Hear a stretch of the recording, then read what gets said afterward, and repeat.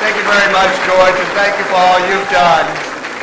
We certainly couldn't have succeeded with the Middle East Strategy Group without people like you who knew what you were doing and actually worked and got it done.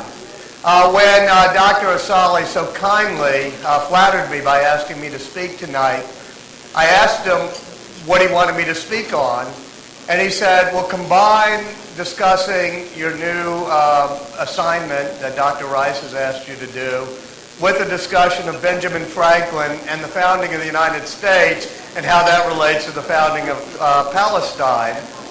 And he said, and do it in less than 12 minutes because we have Nick Burns speaking and people would rather hear him than you.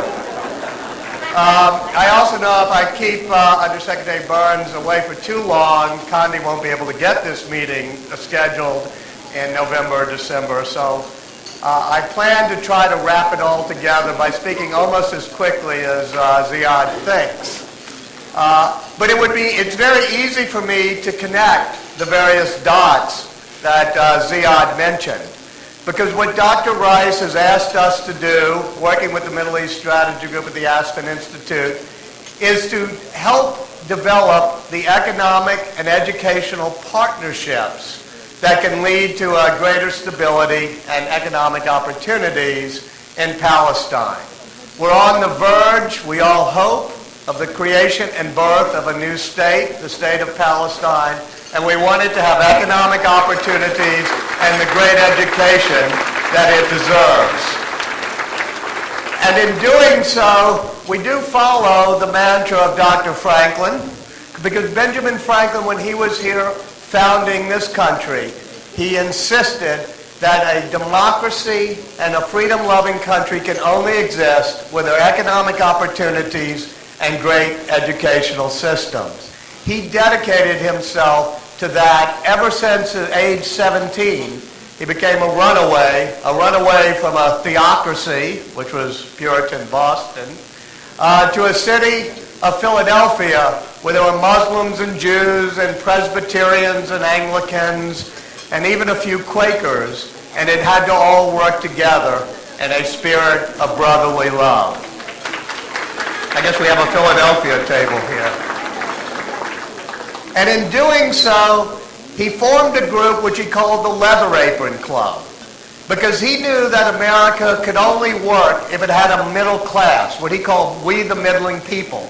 And the leather aprons to him were the people who owned shops, the people who were artisans and tradesmen, the people who got up every morning early, put on the leather apron, and opened up their store. And that Leather Apron Club met every Friday to talk about the virtues and values you needed for a good society. And famously, he made a list, which you can see in the autobiography, of all the virtues and values, from industry and honesty and frugality. And being a real geek, he put them all on a list and used to mark how well he did. And when he finally got a perfect scorecard, he showed it around to the members of his club. And one of them kindly informed Ben Franklin that he was forgetting a virtue he might want to practice. And Franklin said, what's that? And the friend said, humility. You might try that one. And Franklin's line, which I've always loved in the notion of forming a good society, was, I was never very good at the virtue of humility. I could never master it. But I was very good at the pretense of humility. I could fake it very well. And I learned that the pretense of humility was just as useful as the reality of it, because it made you listen to the person next to you and have tolerance and find the common ground you needed in order to form a good civil society. And so he and his Leather Apron Club start forming economic development and educational institutions. And they do it through public-private partnerships, which is what Secretary Rice, Karen Hughes, Reuben Jeffries, and others have asked us to do. He did it by forming an academy of youth for the education of the youth in Pennsylvania, which is now the University of Pennsylvania. He did it by creating the first hospital, by creating a loan fund for young apprentices that's very similar to the Middle East Investment Initiative that Beryl Bernhardt and others are now running. And all of these institutions had one simple goal: public-private partnerships to work together for the common good. His mother, who was still a Puritan back in Boston, made fun of him by saying, you can't buy your way into heaven by good deeds on this earth. And he wrote a wonderful letter back saying, the only thing I know about the various religions in this world is that they all believe in a creator who created all the men and women of this world, so he must love them all dearly and love them all equally. And thus I'd rather have it said of me that I helped my fellow man than that I got into disputes about the dogmas of different religions.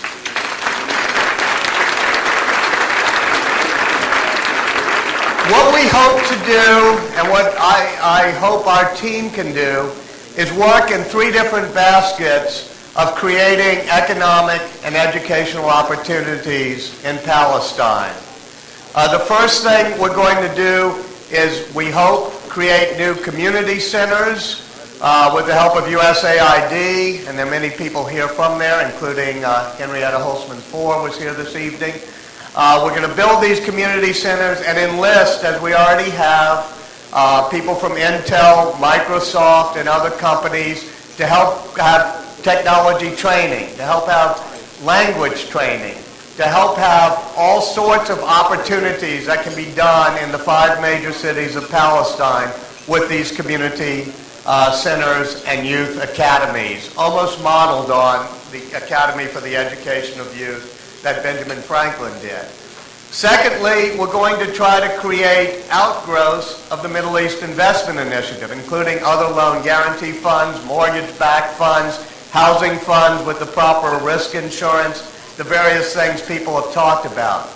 Thirdly, we are going to try to start up some businesses that are partnerships between American and Palestinian business leaders, hopefully with Israeli business leaders too, including a call center in Ramallah that can serve as the call center for a lot of corporations around the world for people who need to talk or have a call center for the Arabic-speaking world. We also hope to have textile factories. We also hope to have housing facilities and other partnerships that American and Palestinian businesses can work together on. And finally, we also hope to have a economic development conference, a development conference in which business leaders from the United States and from around the world will come to Bethlehem sometime in March and build relationships, including new investments in the Palestinian territories. You've already been introduced to Burl Bernhardt, who's working on it. I want to mention Tony Verstandig over there, our executive director of this, who is going to actually be doing the heavy lifting with us. Our vice chairman, you know as well as I do, Samar Curry, who I saw sitting around there. There's Samar. Thank you very much, Samar. The people in OPIC have been particularly good. We have to give OPIC the credit, along with a lot of other people, for coming up with the Middle East Investment Fund, and I saw Robert Drumhiller and others from OPIC here. They're going to be part of the process, and I look forward to working with them. Ambassador Margaret Scobie is the person keeping us in line with the State Department, since she actually knows what she's doing, and I think Secretary Rice was a little bit worried if we went off on our own, so she has Margaret. I saw Margaret in a beautiful blue dress, so she's somewhere here. And Andrea McDaniel, who works for Karen Hughes, is also here. And so that's part of our team. If we can be successful, I hope that when Nick Burns and Secretary Rice and the others are able to work on the political issues, we will have done what Dr. Franklin wanted us to do, and that would be to create the framework of stakeholders who are going to be in favor of peace and in favor of stability. When Dr.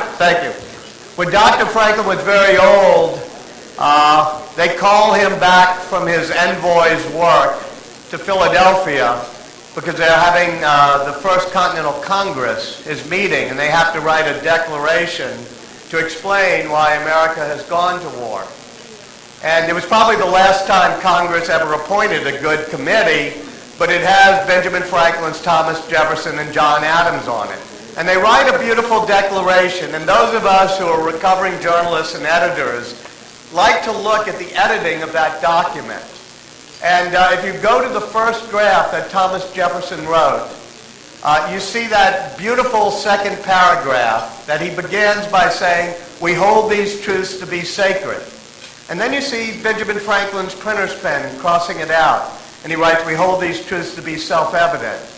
And then the sentence goes on and says, "They're endowed with certain inalienable rights." And there's John Adams' handwriting, endowed by their creator with certain inalienable rights. And just as they balance one half of one sentence with their editing, you can see how they balance the role of religion in our lives, but also the role of rationality, reason, and the consent of the governed in doing our rights. It was a delicate balance they did then, and it's a delicate balance we do now. It happened again with our Constitutional Convention, where Benjamin Franklin is pushing 80. He's by far the oldest member of that convention, but they're tearing themselves apart on all sorts of issues. And he says to them, "I'm older than everybody else here, but the older I get, something very strange happens to me. I realize I'm wrong at times, and I need to at least have humility," or as he put it, the pretense of humility, "and think the person next to me may be right." And it's going to happen to all of you when you get older, so maybe you too should have the tolerance and humility to think that you can find common ground with other people. He said, when we were young tradesmen and we were trying to put together a joint of wood that didn't quite fit, we'd take a little from one side and take a little from the other until you had a joint that would hold together for centuries. And so too we here at this convention must each part with some of our demands. And his point, as he made it, was that compromisers may not make great heroes, but they do make great democracies. And that's what we're all trying to do, I hope, in this era as we try to make a new great democracy of Palestine. During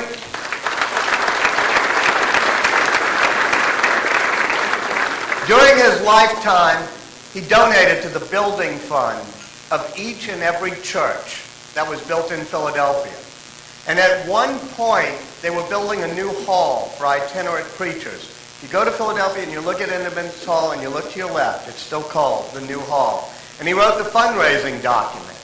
And that document starts with a wonderful line that says, "Even if the Mufti of Constantinople were to send somebody here to preach Islam to us and to teach us about Muhammad, we should offer a pulpit and we should listen, for we might learn."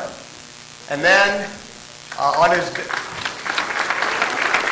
deathbed, he was also the largest individual contributor to the Mikveh Israel Synagogue, the first synagogue built in Philadelphia. And so when he died, instead of his minister accompanying him to the grave, for the first time, all 35 ministers, preachers, and priests of Philadelphia, the rabbi of the Jews, and the leaders of all the other religions linked arms and marched with him to the grave. That's what they were fighting for when they founded this country, and that's what we're all fighting for now as we found the new nation of Palestine. Thank you all very much.